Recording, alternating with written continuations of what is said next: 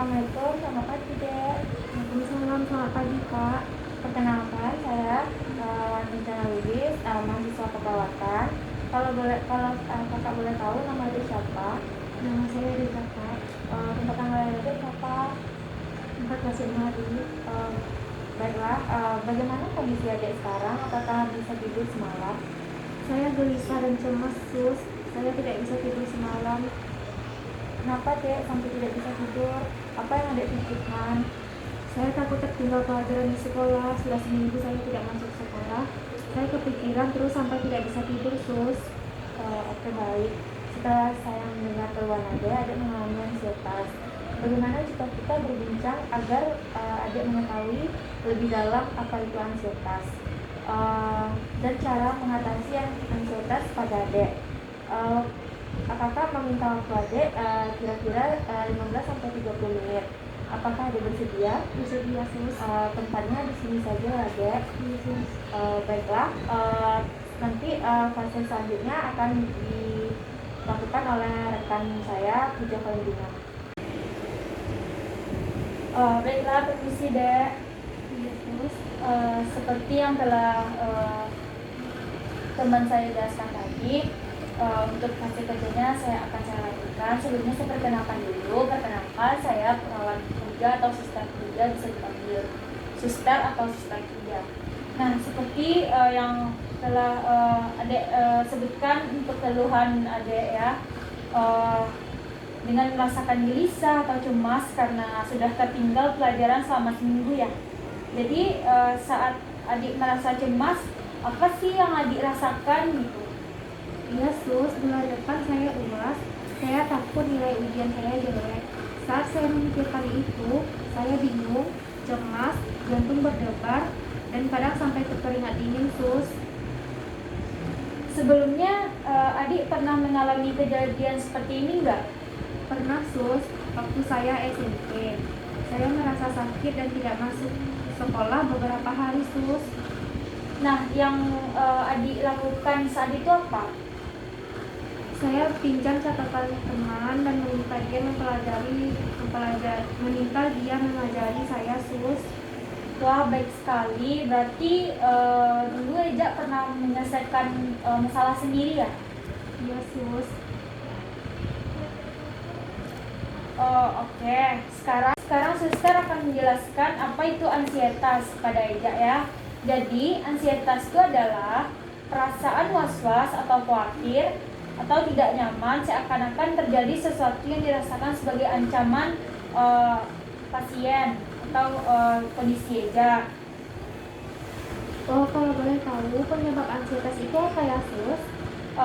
Jadi, penyebab gangguan kecemasan belum diketahui secara pasti, tetapi penelitian saat ini menunjukkan bahwa ada banyak faktor yang dapat menyebabkan kecemasan, yaitu ada faktor biologis atau faktor yang mempengaruhi terjadinya ansietas yang berhubungan dengan kondisi fisiologis. Nah, contohnya dari genetik atau hormon dan anatomi bagian otak.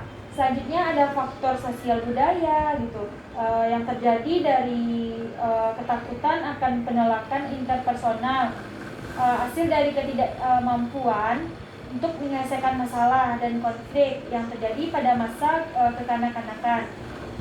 Jadi untuk tanda dan gejalanya ini menarik diri, menghindari, serta efektifnya atau tegang, nervous atau takut berlebihan, dan gugup atau merasakan sangat gelisah. Dan kognitifnya itu seperti bingung atau waspada yang kelebihan, dan tidak bisa konsentrasi pada seseorang. Jadi untuk beberapa tanda dan gejala yang suster sebutkan ini sesuai dengan keluhan yang Adi Eja sebutkan tadi. Betul? Iya sus, betul. Jadi perlu adik ketahui ya, gangguan kecemasan ini terbagi menjadi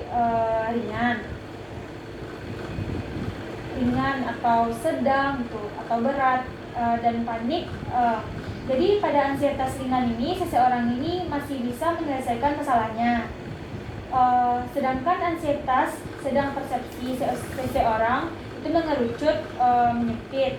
Ansietas berat itu individu ini membutuhkan pengarahan untuk mengatasi ansietasnya. Dan terakhir panik. Nah, jika seseorang sudah dalam keadaan panik, itu mereka akan kehilangan kendali pasien. Apa yang terjadi jika seseorang terus-menerus mengalami ansietas, Sus? Jadi saat seseorang mengalami ansietas, individu ini akan merespon dengan adaptif atau maladaptif. Nah, jika individu itu bisa mengontrol dirinya dan masih bisa merespon dengan normal, sehingga seseorang dapat bebas dari ansietasnya. Namun jika individu itu maladaptif atau responnya tidak normal dan susah untuk mengontrol dirinya, jika tidak segera diatasi, itu akan lanjut ke fase panik, atau dari panik ini akan memicu gangguan jiwa di. Oh begitu ya, Sus. Selanjutnya saya harus melakukan apa? Baiklah, sekarang suster akan mengajarkan teknik hipnotis 5 jari pada diejak ya. Untuk tujuannya tuh untuk mengatasi kecemasan yang adik Eja rasakan. Apakah adik Eja bersedia? Iya, saya bersedia, Sus. Baiklah, nanti mohon adik Eja lakukan apa yang suster suruh ya. Baik, Sus. Oke, kalau begitu perhatikan, lalu adik Eja mengikuti instruksinya ya. Baik, kita mulai sekarang. Adik Eja duduk seperti suster, rileks saja, duduk. Nah, tangannya seperti ini.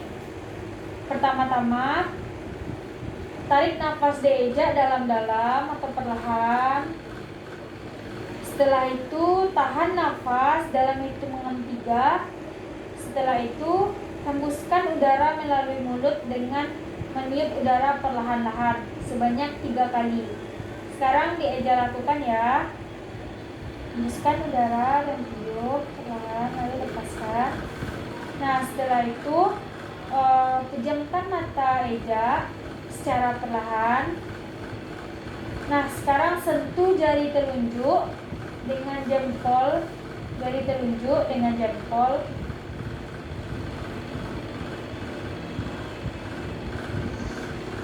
Kemudian bayangkan pada saat adik sehat sambil membayangkan adik tarik nafas dalam.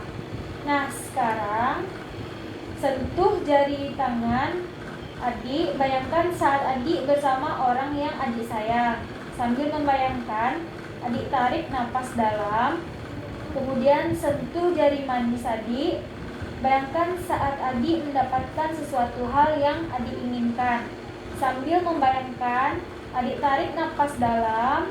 Kemudian sentuh jari kelingking adik.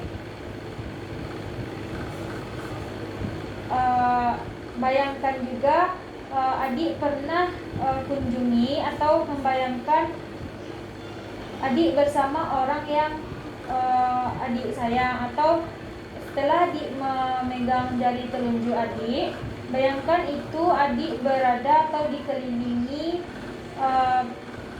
pada tempat yang paling indah atau yang pernah adik kunjungi.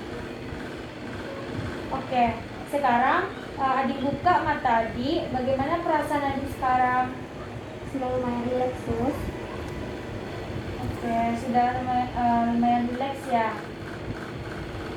Baiklah, suster telah selesai melakukan tindakan untuk fase kerjanya. Semoga bermanfaat untuk tindakan relaksasi ini pada adik ya, dan sudah mengurangi juga rasa kecemasan pada diri adik.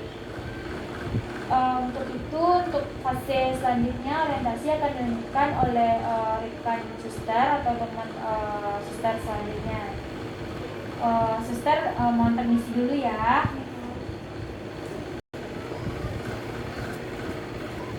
Baiklah Dek Eja, di sini saya Suster Monika Rawani akan menunjukkan tindakan dari kakak Puja tadi. Nah, sekarang coba Dek Eja lakukan sendiri teknik hipnotis 5 jari tadi. Baik, Sus.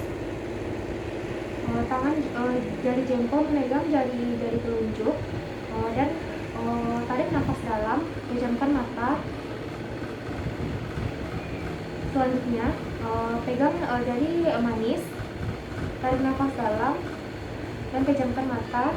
Pikirkan dengan orang-orang yang kita sayangi.